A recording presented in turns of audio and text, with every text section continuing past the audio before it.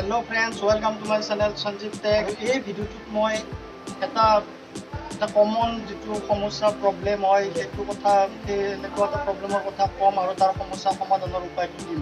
So সমস্যাটো হ'ল বেছিভাগ মানুহে যেতিয়া মেছেজ কৰিব লাগে বা ফেসবুক বা যিকোনো সোশ্যাল মিডিয়াত কিবা পোষ্ট লিখিব লাগে তেতিয়া অসমীয়া কিবোৰ্ডখনৰ ক্ষেত্ৰত বা অসমীয়া লিখাৰ ক্ষেত্ৰত বহু অসুবিধাৰ সন্মুখীন হয় আৰু তেওঁলোকৰ বাবে আজি মই এই ভিডিওটো আগবঢ়াইছোঁ।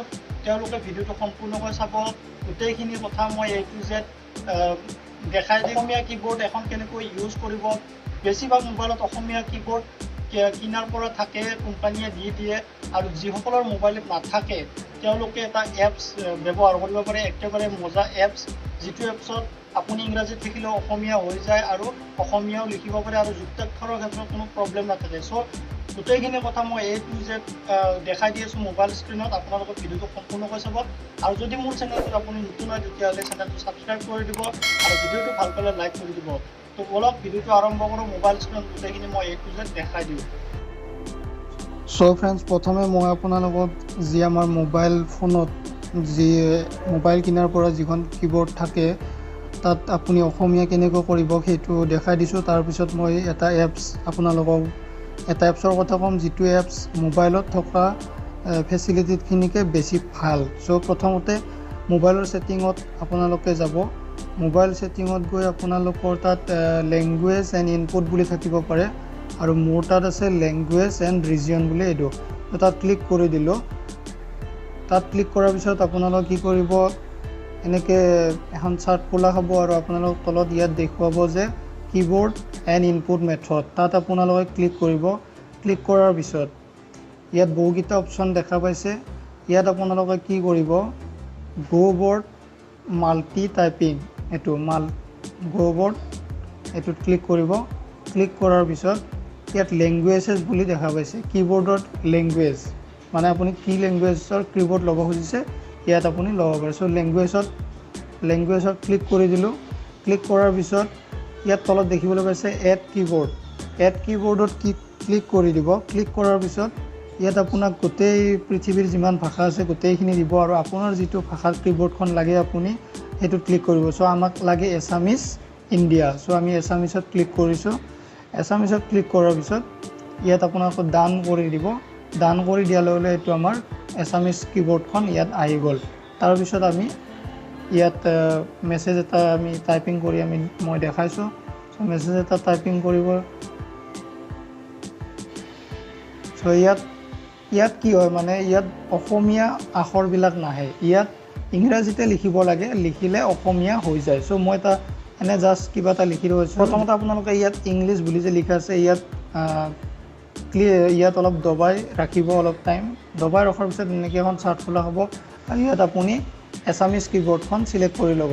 চ' এছামিছ কিবোৰ্ডখন চিলেক্ট কৰি লোৱাৰ পিছত মই ইয়াত কিবা আপোনালোকক লিখি দেখুৱাইছোঁ। চ' ইয়াত কিন্তু এছামিছ আখৰবিলাক নাহে, অসমীয়া আখৰবিলাক নাহে, ইয়াত ইংলিছতে থাকে কিন্তু লিখাৰ পিছত অসমীয়া হৈ যায়। চ' মই কিবা এটা জাষ্ট এনে লিখি দেখুৱাইছোঁ। চ' মই KOT কোড, ইয়াত ধৰিছে কোড, তাৰপিছত আছা ASSA আছা বা কোড আছা, এইটো কোড আছা তুমি।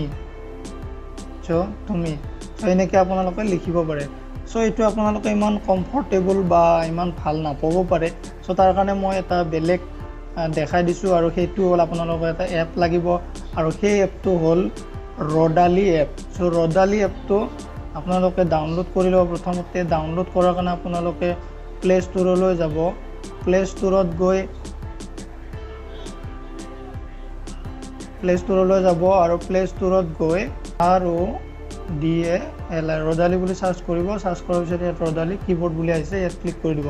চ' ক্লিক কৰাৰ পিছত এইখন আপোনালোকৰ ৰডালি কিবোৰ্ড এছামিছ দেখিবলৈ পাইছে। চ' এখন ইনষ্টল কৰি ল'ব আৰু মোৰ ইনষ্টল কৰা আছে। চ' মই ইয়াত অ'পেন কৰি দিছোঁ। চ' অ'পেন কৰি মই দেখাই দিছোঁ কেনেকৈ আপোনালোকে ছেটিং কৰি ল'ব। চ' অ'পেন কৰিলোঁ। অ'পেন কৰাৰ পিছত আৰু ইয়াত আপোনালোকে ৰডালিৰ 3টা চেম্পল পাব। চ' ইয়াত প্ৰথমটো আছে ৰডালি চিম্পল। চ' ইয়াত এনাবেল ৰডালি চিম্পল। যদি আপোনালোকে চিম্পলখন ল'ব খুজিছে তো তাত ক্লিক কৰিব। ক্লিক কৰাৰ পিছত ইয়াত গোটেইকেইটা আপোনালোকে এবাৰতে অন কৰি দিলে হ'ল। গোটেইকেইটা অন কৰি দিব ৰদালিৰ যি আছে চিম্পল ফোনেটিক আৰু ওল্ড অন কৰি দিলোঁ অন কৰি দিয়াৰ পিছত এতিয়া ডাইৰেক্ট আমি মেছেজত গ'লোঁ মেছেজত গৈ দেখাই দিছোঁ মই চ' মেছেজত গ'লোঁ মেছেজত গৈ ইয়াত লিখি দেখাই দিছোঁ ৰদালি কীবৰ্ডেৰে চ'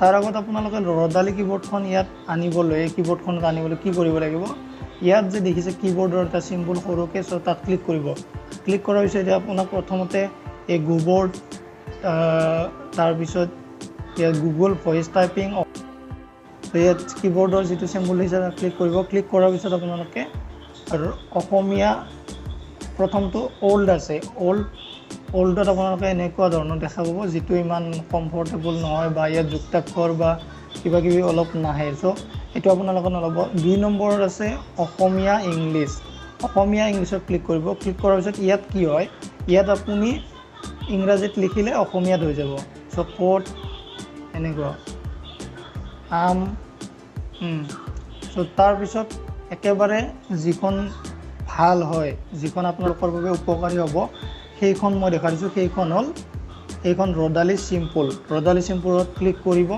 ক্লিক কৰাৰ পিছত এইখন আহিব চ' এইখনত আপোনালোকে যুক্তাক্ষৰৰ পৰা গোটেইখিনি আপোনালোকে পাই যাব চ' মই এইখনত অলপ টাইপিং কৰি দেখাই দিছোঁ ক'ত ইয়াত যুক্তাক্ষৰবিলাক আহি যায় ক'ৰ লগত জড়িত যুক্তাক্ষৰবিলাক ইয়াত আহি যাব তাৰপিছত যদি আপোনালোকে খ লিখে খৰ লগত কি কি যুক্তাক্ষৰ থাকিব পাৰে সেইবিলাক আহি যায় গড় লগত আহি যাব চ' ইয়াত অলপ মই আপোনালোকক টাইপিং কৰি দেখাই দিছোঁ যেনে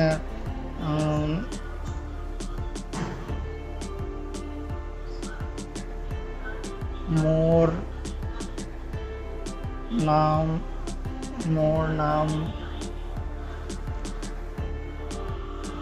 সঞ্জীৱ